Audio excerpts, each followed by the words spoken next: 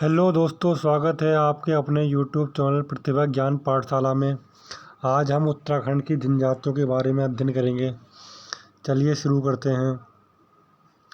सर्वाधिक भोटिया जनजाति वाला जिला कौन सा है? सर्वाधिक जनजाति वाला जिला कौन सा है? भोटिया यहाँ पाई जाती हैं पिथौरागढ़ में। भोटिया जनजाति सबसे ज़्यादा कहाँ आती है? पिथौरागढ़ में। ठीक है। अगला प्रश्न है, भोटिया जनजाति के लोगों के ग्रीष्मकालीन आवास क्या कहलाते हैं? ग्रीष्मकालीन आवास क्या कहलाते हैं? मैत कहलाते हैं। क्या? मैत। अगला प्रश्न है हमारा, भोटिया जनजाति के लोगों के शीतकालीन आवास कहलाते हैं। शीतकालीन आवास क्या कहलाते हैं? गुंडा या मुंसा। कहीं कहीं मुंडा लिखा होता है, मुंडा। ठीक है। अगला प्रश्न है हमारा, भोटिया जनजाति के लोगों का मुख्य भोजन है। कौन कौन सा है? छाकू, छामा, कूटो।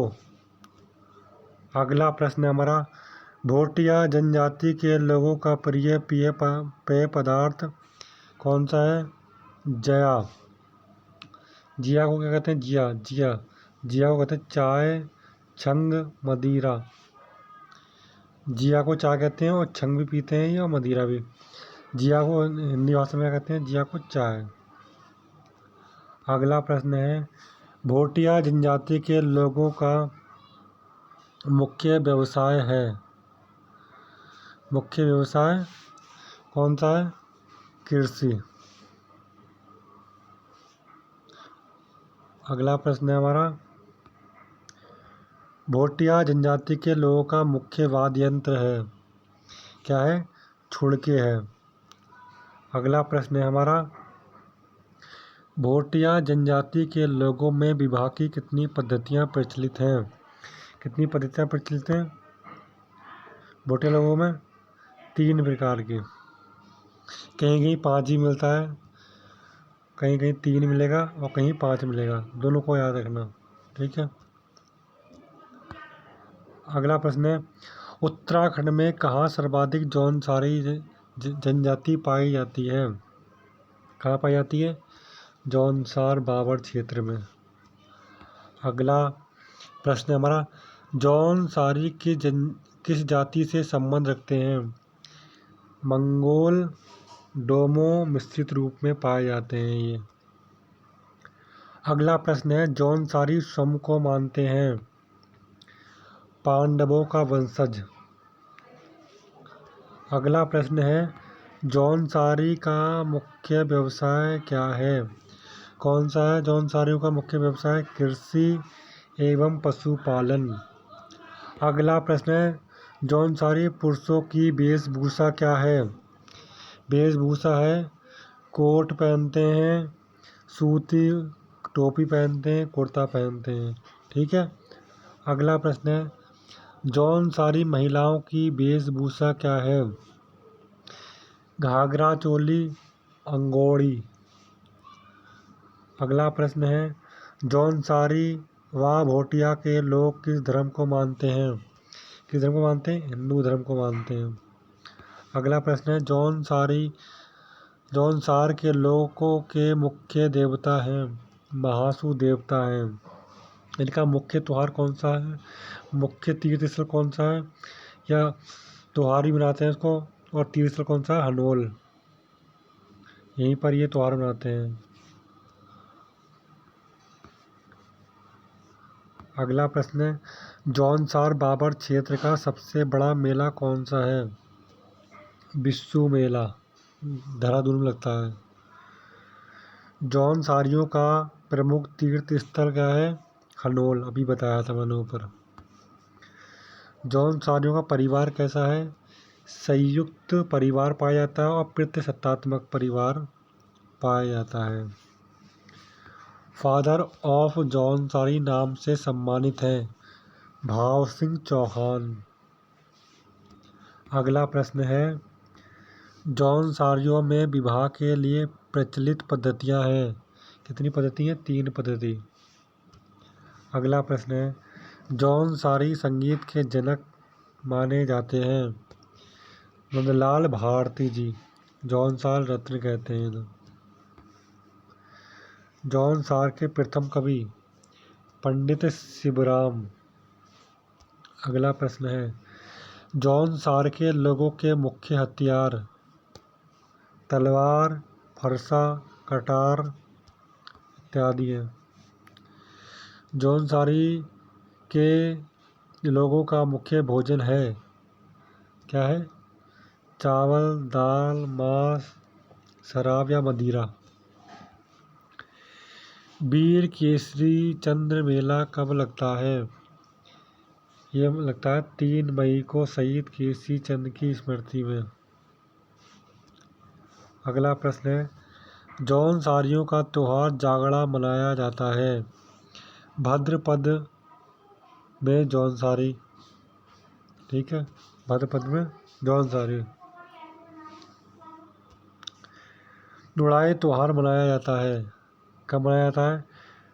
भटाड़ या मानथात लाखामंडल देहरादून में।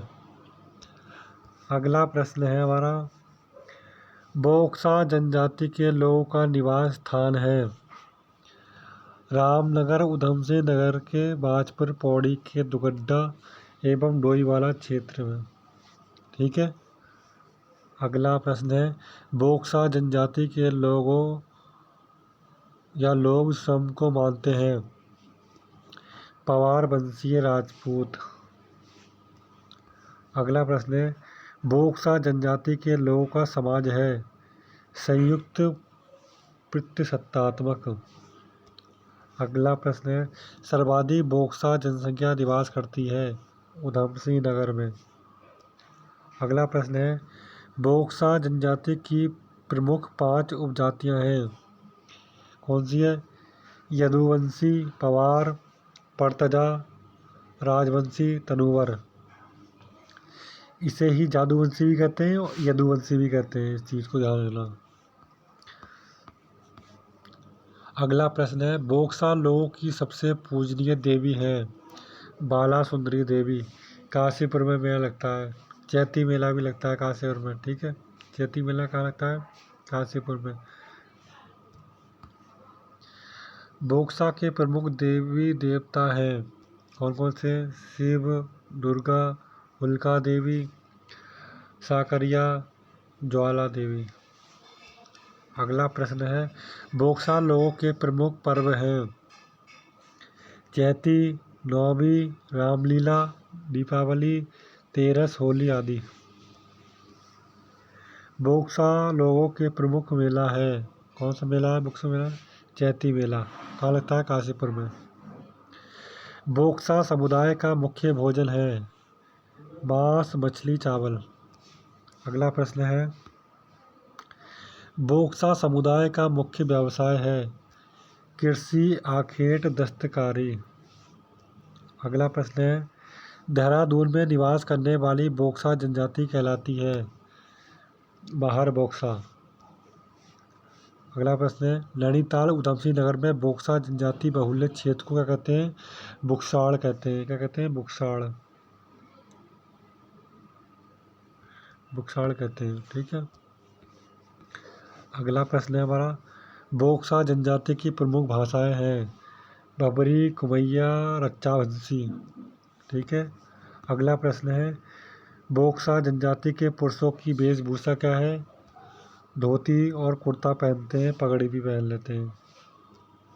अगला प्रश्न है, बोक्सा जनजाति की स्त्रियों की वेशभूषा क्या है?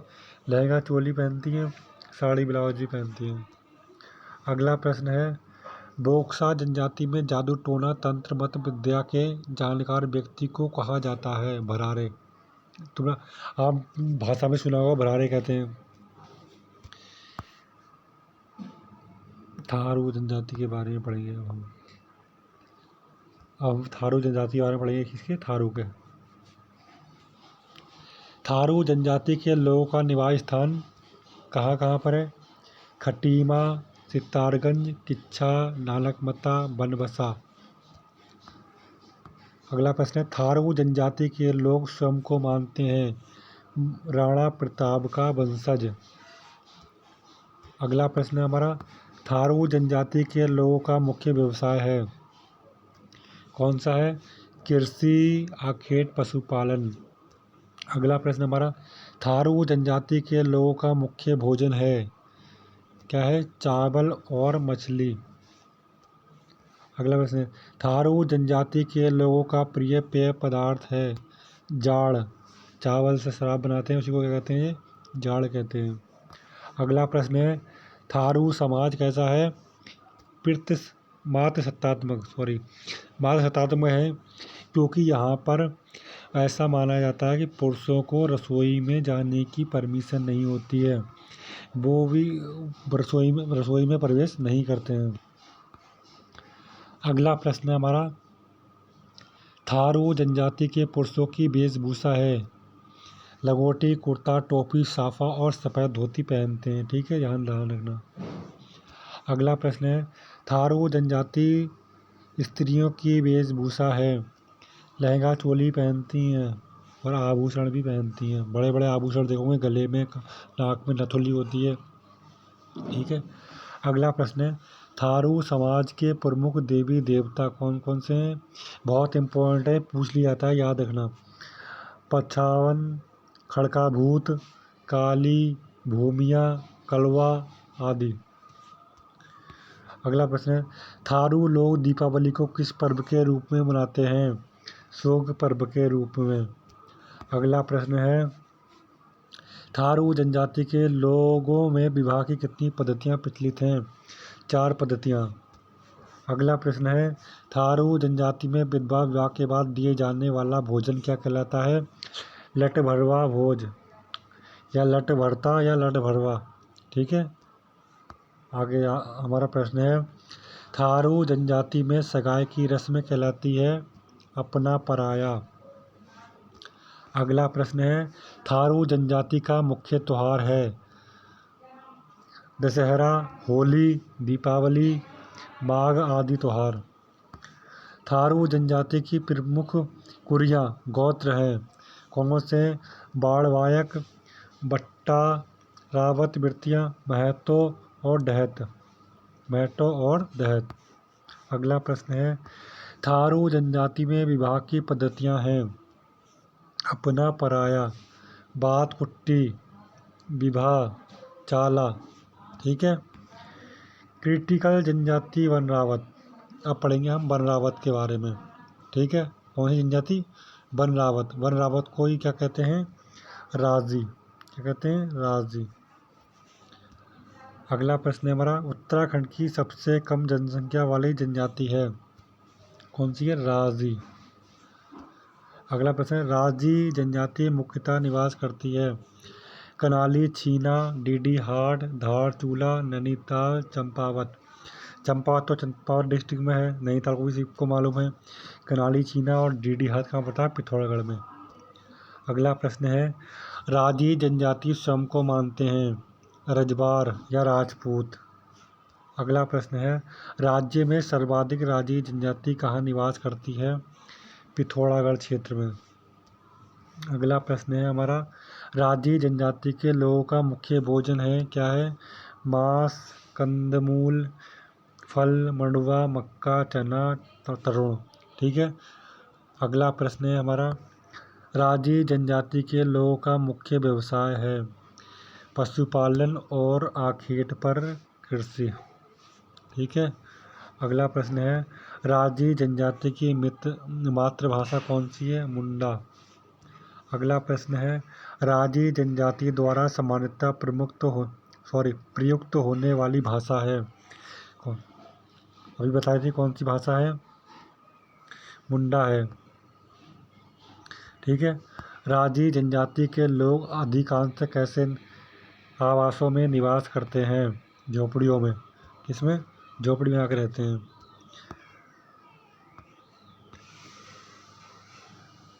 ये क्रिश्चियन में है ना, अंग्रेजी शब्द है। ठीक है।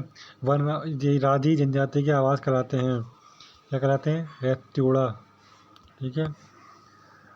राजी जनजाति के प्रमुख देवी देवता नंदा देवी, वाघनाथ, मलयनाथ, गणेनाथ, सेम, छुरमुल आदि।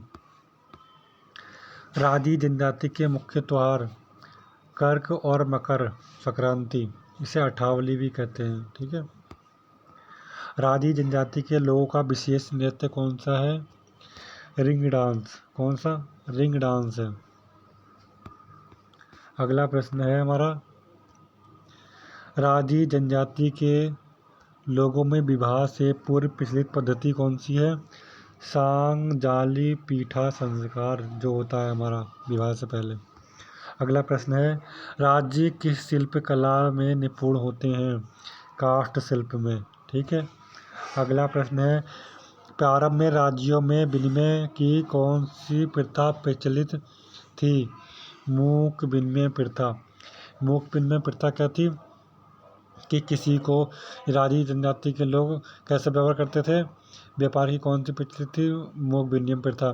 कि रात में आए और कुछ सामान रख गए घर के आगे और लोगों ने सामान उठा लिया, उसके बदले में कुछ चावल, अनाज, गेहूँ, चावल जो भी उनकी आवश्यकता की चीज़ें हैं वो रख दी। ठीक है। ये मूक विनिमय प्रथा है। अगला प्रश्न है हमारा, ठीक है, आज के प्रश्न इतने ही थे। कैसे लगे एक बार कमेंट करके ज़रूर बताना, और यदि प्रश्न अच्छे लगे हों तो चैनल को सब्सक्राइब करना।